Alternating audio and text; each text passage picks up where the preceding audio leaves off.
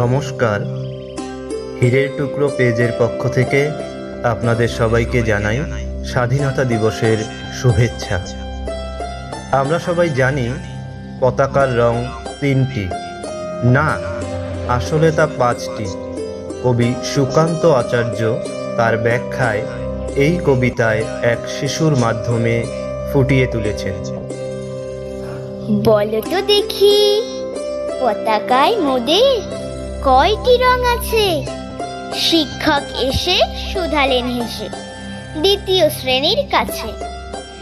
একসাথে মিলে সব ছেলে বলে চিৎকার করে জোরে, 3টি বর্ণ রয়েছে রাঙানো জাতীয় পতাকা জুড়ে।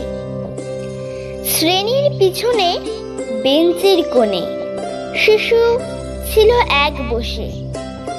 পতাকার মাঝে 5 রং আছে, বলল সে মৃদু ভাষে। কথা তার শুনে বাকি শিশুগণে হেসে খায় লুটোপুটি। শিক্ষক রেগে বলেন হেঁকে, বোঝাও কি করে 5টি? মাথা নিচু করে ভয়ার্থ স্বরে সরল শিশুটি বলে, উপরে গেরুয়া, মাঝখানে সাদা, সবুজ আছে তার তলে, আর আছে আঁকা গোলাকার চাকা, নীল রং আছে এতে। শিক্ষক বলে, এটিকে ধরলে তবুও হচ্ছে 4টে।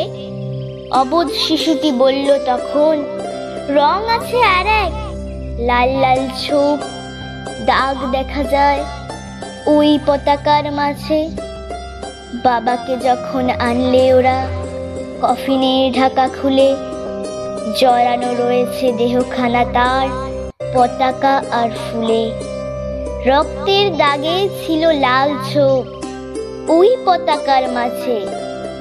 এই নিয়ে মোট হলো 5টি, এবার তো ঠিক আছে।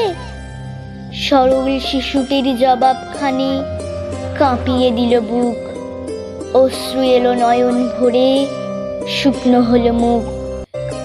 আজও যারা দেশের জন্য করছে বলিদান, স্বাধীনতার শহীদ সম তাদের অমর প্রাণ।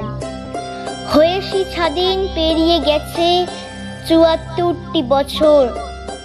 দেশ বাঁচাতে যাচ্ছে যে প্রাণ, রাখছি কি তার খবর?